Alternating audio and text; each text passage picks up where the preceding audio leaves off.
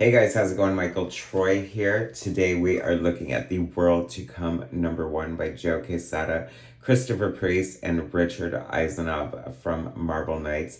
Marvel Knights don't call it a comeback. This is basically a big Black Panther story, I'm thinking. So it's a good one, guys. Subscribe to my channel if you haven't already. Hit that like button and let's get right into it. All right, I've been getting sketch covers because I want to draw.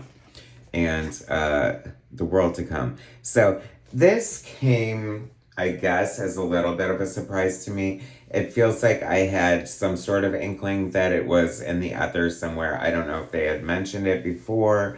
Apparently, it's been in development since Joe Quesada was chief creative art director or something like that. Chief creative director, they say. I don't know, but anyway, Christopher Priest pitched this big story to him, and Joe Quesada wanted to do it, and it's taken years to come together. It's good to see like the return of Marvel Knights. I love the Marvel Knights. Joe Quesada's Daredevil, Christopher Priest and Mark Teixeira on Black Panther was amazing. Punisher was really good, I think. I mean, although that did give us like the Angel Punisher from what do you call it? Bernie Wrightson. That was so crazy. Anyway, it was good. I loved Marvel Knights. It was a fun imprint. I have to believe Ghost Rider was part of it. I don't remember. By Quesada and Priest, Richard Eisenhoff color, Richard Starkings and Comic Crafts, Tyler Smith lettering.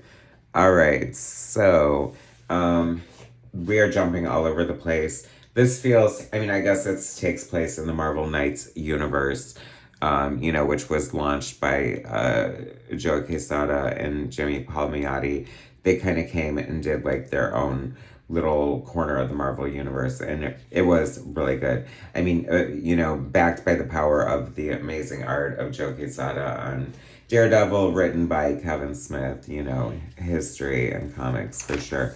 So anyway, this is sort of jumping all over the place. We're in Wakanda. It's T'Challa at the end of his life, I believe, here. And so we're jumping back and forth between the events of the story and what led up to it, and history and the future and the present. And it's all very confusing, I have to tell you. Like, it's a little bit my ADD, but it's hard to keep track of. To speak of the art, I feel that there are some really great things in the art, and there are some things that smack to me of like some sort of like computer digital effect heavy use as far as the backgrounds and maybe some of the character posing. I don't know, it doesn't look completely hand-drawn like Joe Quesada's normally does, but I could be wrong. But this ship just looks a little too perfect and different. When I think of Joe Quesada, I'm thinking of like Batman Azrael and Daredevil with like the sick heavy blacks and just like the almost like stained glass art, but in black contrast. I don't know, hard to describe. And I do see that. Like, we see the great angles that Quesada used. This is definitely like the heavy blacks. He's really great with like spotting blacks and things like that. But then, I don't know, because this is so hyper detailed and like realistic in a way that I'm wondering if there's, like, I feel like Salvador LaRocca, when he returned to Extreme X-Men with the last miniseries, was doing some sort of, I don't know, modeling, or I don't want to say tracing, but manipulation or something. There's some assisting is what I'm saying. Not like AI, but you know what I mean? It just doesn't look completely natural. Because this is giving me a little bit of like Mike Deodato, you know what I mean? Like when his style did that weird glow up with the very like almost realistic photo kind of style. Like I see some of it like as Greg Landish in a way, you know what I mean? A little bit with the stiffness, I'm not sure. But I'm wondering how much of that comes from like the painterly look that Richard Eisenhoff is bringing. You know, it looks like Richard Eisenoff famously painted, you know, the Wolverine origin story that was drawn by, I think, Andy Kubert, one of the Kuberts. And I have to say, like, I don't know how much I love it. Like, see what I'm saying? Like, this seems like Greg Landish in a way. But, I mean, at the same time, it's undeniably gorgeous, but it doesn't feel exactly like Joe Quesada to me. But I don't hate it. You know what I mean? I know that's a horrible endorsement. What can I tell you? You know, then we have glimpses of Storm. Apparently, in the future, she's not here, and he builds this shrine to her. Even though he does have a new wife, which, you know, is a conflict in the marriage, I would imagine. See, look at this. Like, I don't know. How do you, like, achieve this? I don't know. I guess it's a combination of the beautiful, you know, painted quality that Richard Eisenoff brings.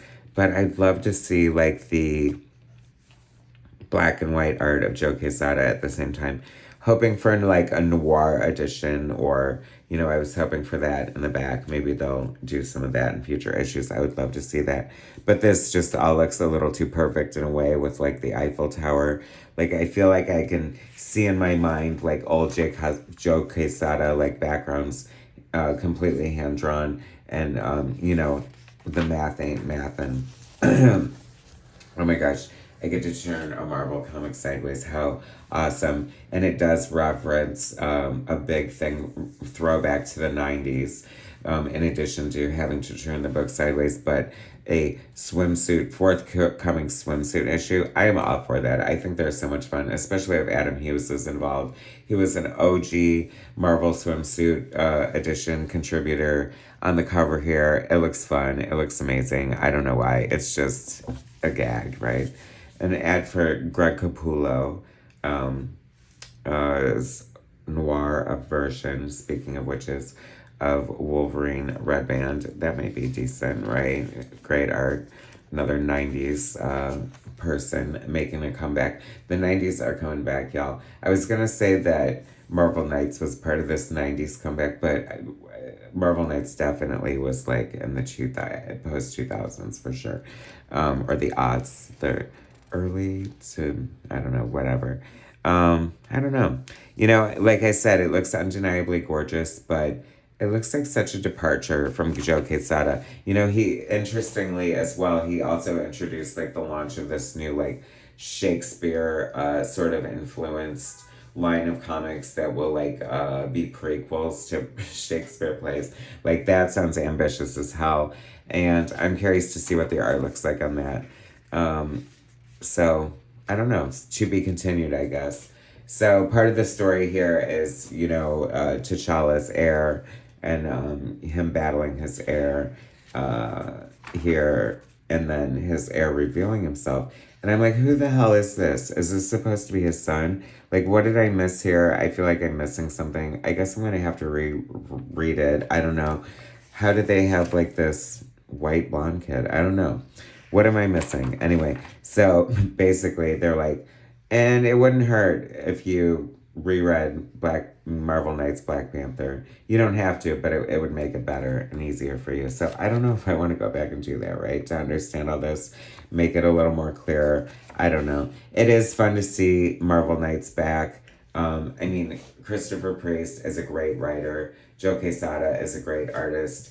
This didn't blow me away the way I wanted it to. It feels very slow burn. It feels like there's a lot of different things introduced here. And I'm not sure, like, how much of a great story we get leading up to this sort of reveal at the end that doesn't even resonate with me. So, I don't know, y'all. Definitely check it out. I mean, you know, this is going to be a big book and widely talked about. And like I said, the creators are celebrated and lauded. And, you know, this has been apparently a long time in the making. So, an exciting buzz book for sure.